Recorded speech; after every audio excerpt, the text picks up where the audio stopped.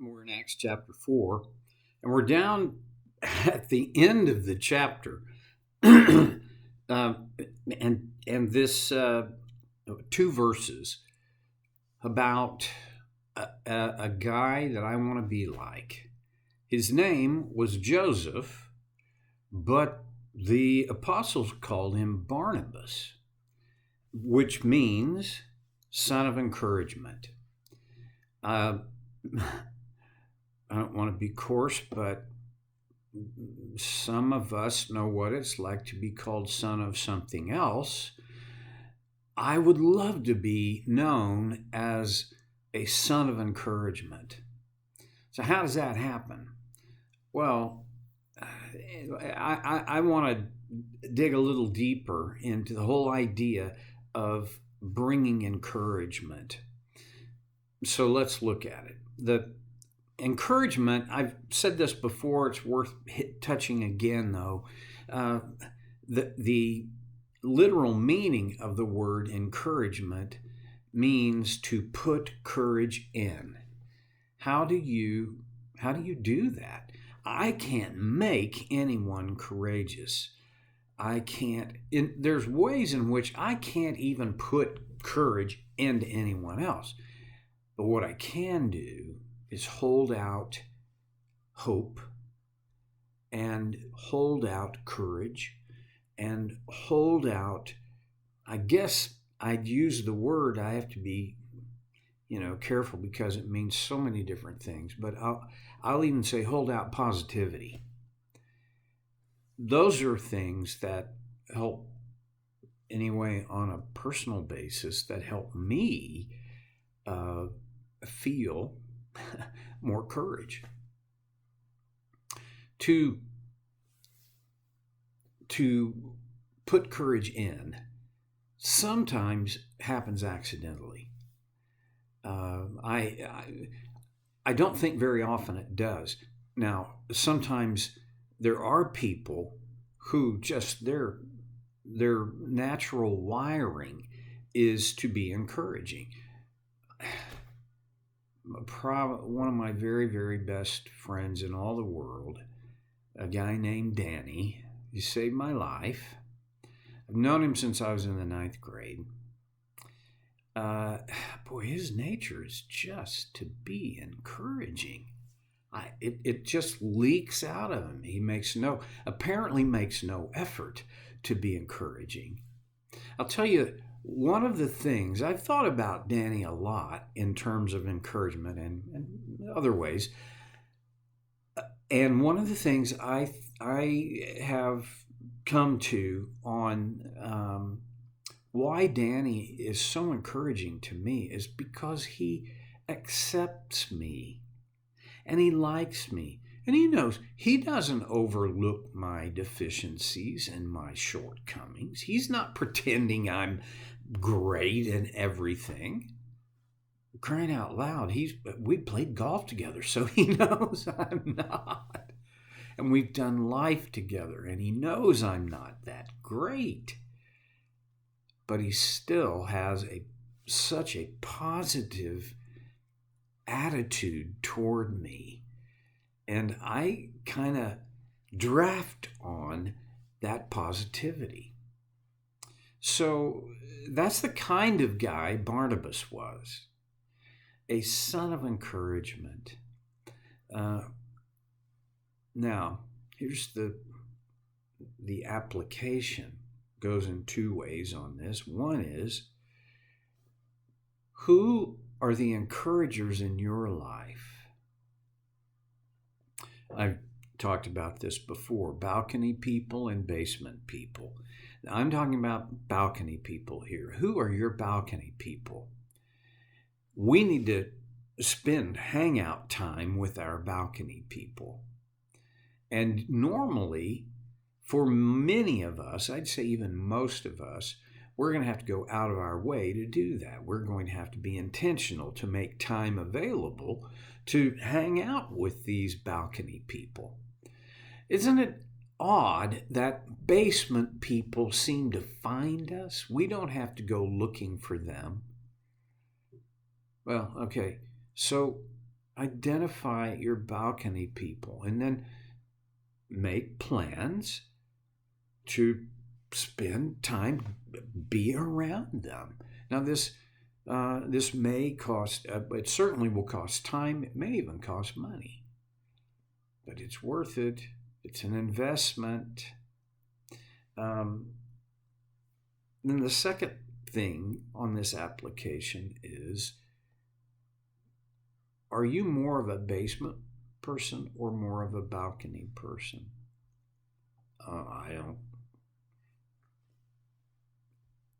I want to be a balcony person. It's like I said before with Danny, I don't want to ignore people's gaps. I don't want to ignore people's shortcomings. But I want to bring encouragement, because encouragement, usually more than criticism, will help a person, give them some at least emotional energy, oxygen to do business with their gaps and weaknesses. Who are you doing that for? Well, again, this is probably for many of us, I won't even say most, but for many of us, this doesn't happen accidentally. We have to make it our intention to be balcony people. And then we have to act like balcony people.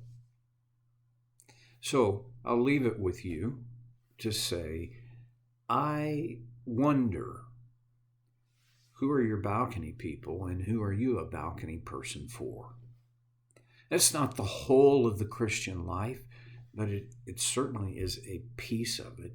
Now, Barnabas in Acts chapter 4, I think he is the prototypical encourager, balcony person. And one of the things that characterized his general attitude, one of the things that made him such an encourager, was the example of his life and his own outrageous generosity. In verse 37, Luke records that Barnabas sold a field he owned and brought the money and put it at the apostles' feet. Now, encouragers are generally not boastful people. Now, I don't think that's always the case, but I'm just thinking about the encouragers in my life. They've been confident, but not boastful. And if they were going to do a good deed like this, they wouldn't have gathered a crowd before they did it. They'd have just done it. They're encouraging people. Balcony people are pretty much authentic people. I believe Barnabas, he didn't make a big deal out of the fact that he sold a field and now here's the money. But it was noticed by the apostles because he brought it and put it at their feet. And that doesn't necessarily mean literally. We've talked about that before. This is just a figurative term for he brought the proceeds for the sale of this property and gave it to the apostles for it to be used for the benefit of those in their number who needed help. And then in chapter 5, there is a very instructive story about a husband and a wife who, I think it's safe to say, noticing what Barnabas did and wanting to appear as generous and authentic as Barnabas, did a stupid thing. Let's read it. beginning in verse 1. Now, a man named Ananias, together with his wife Sapphira, also sold a piece of property. With his wife's full knowledge, he kept back part of the money for himself, but brought the rest of the money and put it at the apostles' feet. Is that wrong? No, not at all. What is a problem is, pardon me, the inauthenticity of Ananias, who brought this money as though this was the full proceeds for the sale of the property. In other words, he was a liar. Well, in verse 3, when Peter said, Ananias, how is it that Satan has so filled your heart that you have lied to the Holy Spirit and have kept for yourself some of the money you received for the land? Didn't it belong to you before it was sold and after it was sold, when the money at your disposal? What I get from that is you could do with it whatever you wanted to do. I think it's not that Ananias didn't give the whole amount. I think the lie was in implying, or somehow, I think either by direct reference or by implication, Ananias made it appear that this was all his being so generous and so magnanimous. What made you think of doing such a thing? You've not lied just to human beings, but to God. Just a little thing to pop here. When we lie, we may think we're lying just to that person, and we may think we have good reasons for it.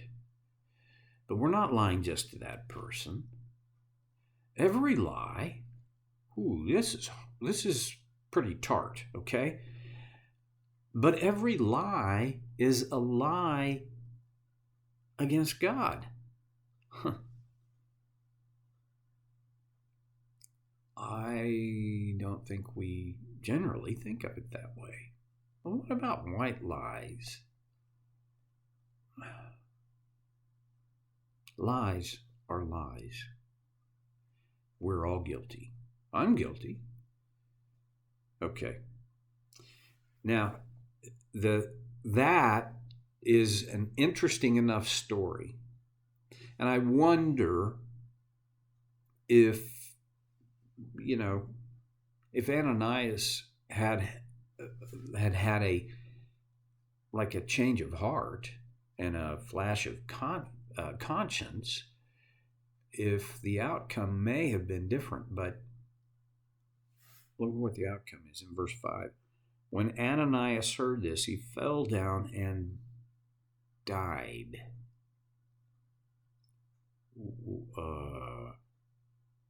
Yikes.